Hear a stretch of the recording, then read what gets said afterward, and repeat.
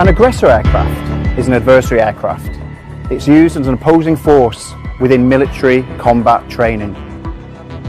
The aggressor should simulate enemy tactics, enemy procedures, enemy's ways of fighting. So to manage to handle all the forces on your body during the solar display, you need to be well prepared.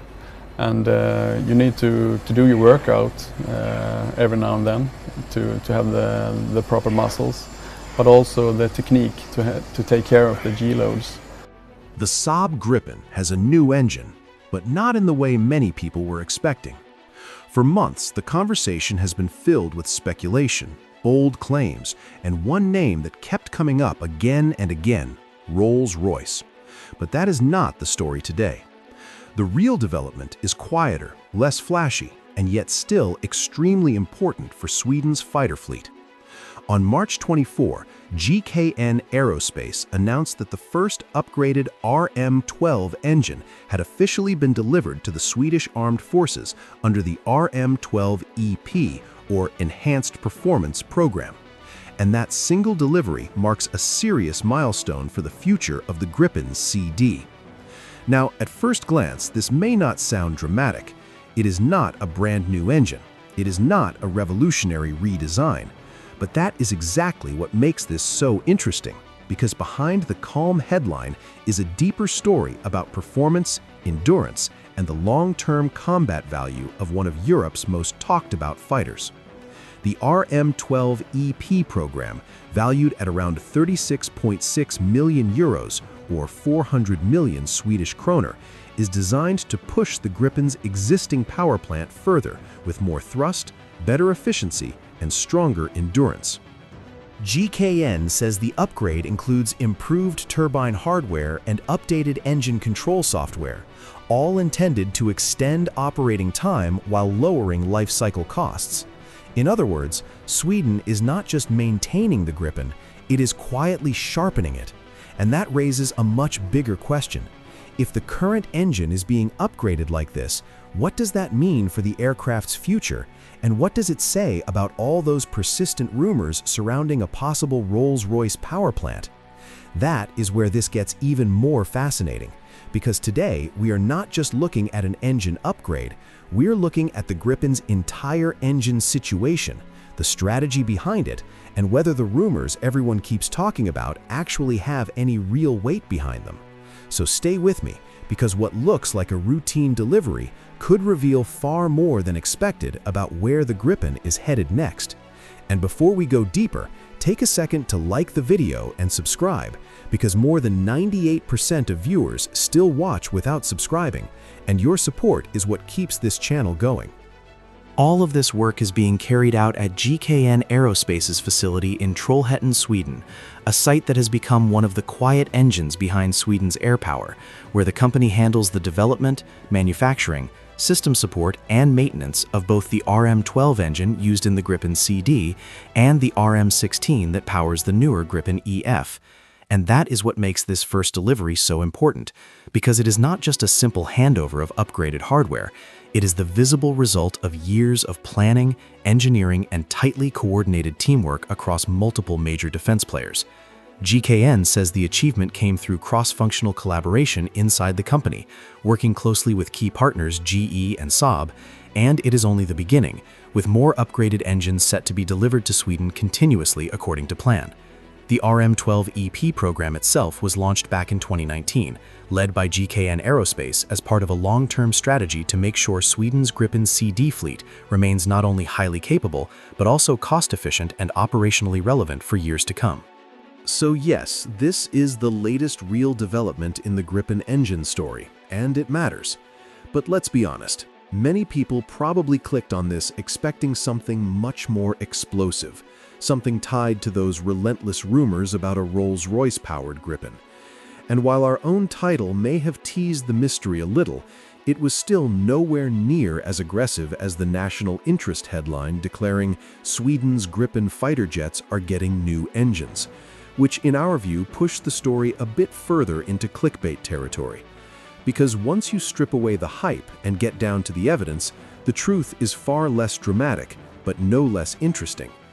After revisiting the Rolls-Royce question yet again, we still have not found any credible source showing that the British engine maker is officially involved in any Gripen re-engineering program, at least not at this stage, despite repeated efforts to verify the claim. And yet the rumors refuse to die. In fact, even after our fact-check video, some viewers continued insisting that a Rolls-Royce-powered Gripen is coming and that we are the ones getting it wrong. So now the real suspense is not just about what engine the Gripen has today, but whether these rumors are based on hidden reality, hopeful speculation, or simply the kind of aviation myth that grows louder the longer it goes unanswered. In one striking moment, after we asked a viewer to show us the source behind the Rolls-Royce Gripen claim, they genuinely tried to help and sent over 2 YouTube videos. But the deeper we looked, the more the story began to fall apart. Neither of those videos, nor the many others echoing the same claim, offered any real source for the information they were pushing. No documents, no official statements, no credible reporting, just bold claims repeated with confidence. And that is where the story takes a darker turn, because many of these channels are small, heavily reliant on AI-style presentation, and seem built around sensational, or in some cases simply false headlines designed to grab attention first and worry about accuracy later. We promised this would only be a quick update, so we will not drag this out, but the reality remains the same. The Rolls-Royce engine story still appears to be a widely circulated myth, one that keeps bouncing around YouTube because it generates clicks, comments, and confusion.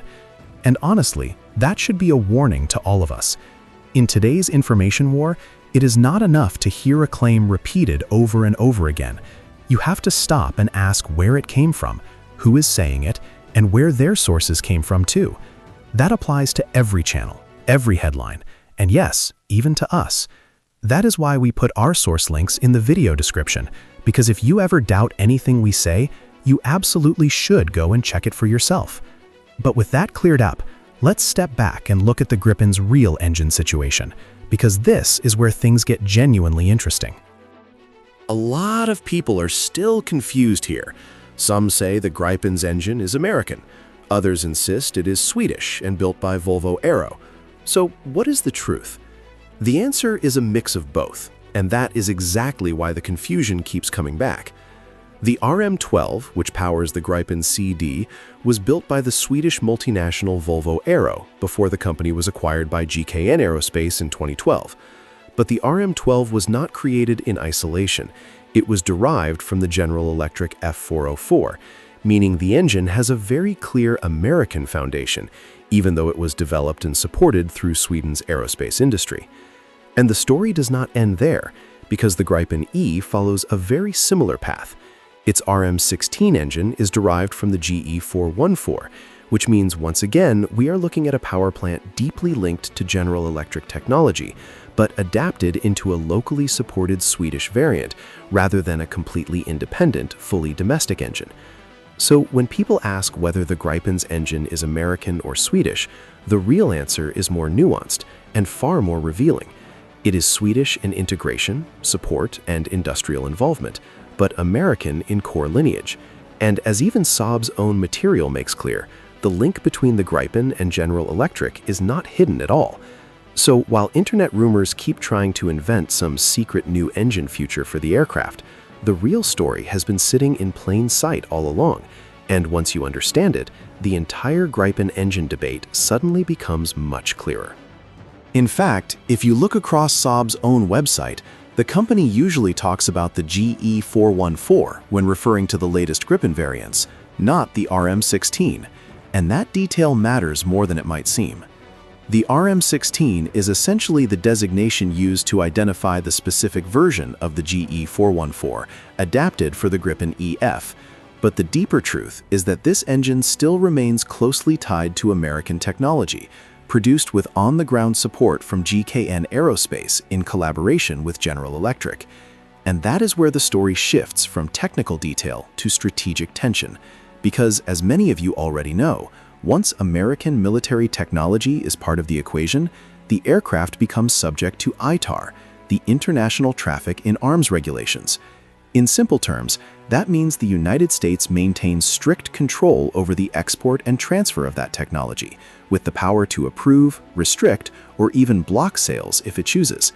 And in today's world, with global tensions rising and defense independence becoming more important than ever, that reality is exactly why the Rolls-Royce Gripen rumor has captured so much attention.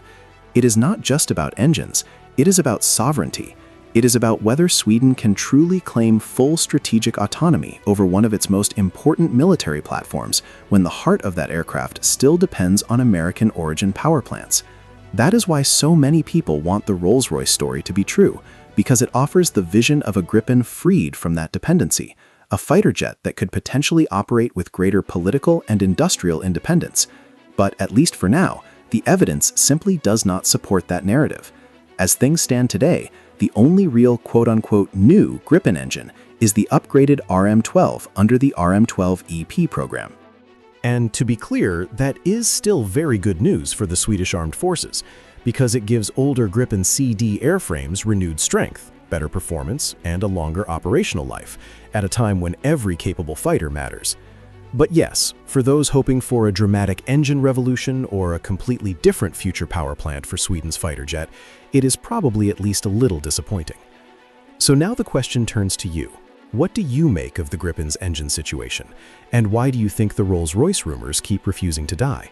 Let us know in the comments. My personal opinion is that the whole Gripen engine situation is both impressive and frustrating at the same time. On one hand, Sweden deserves real credit, because upgrading the RM-12 is a smart, practical move that keeps the Gripen C/D relevant, affordable, and ready at a time when air power matters more than ever. That shows discipline and long-term thinking. But on the other hand, I think the persistent fascination with a Rolls-Royce option exists for a very understandable reason.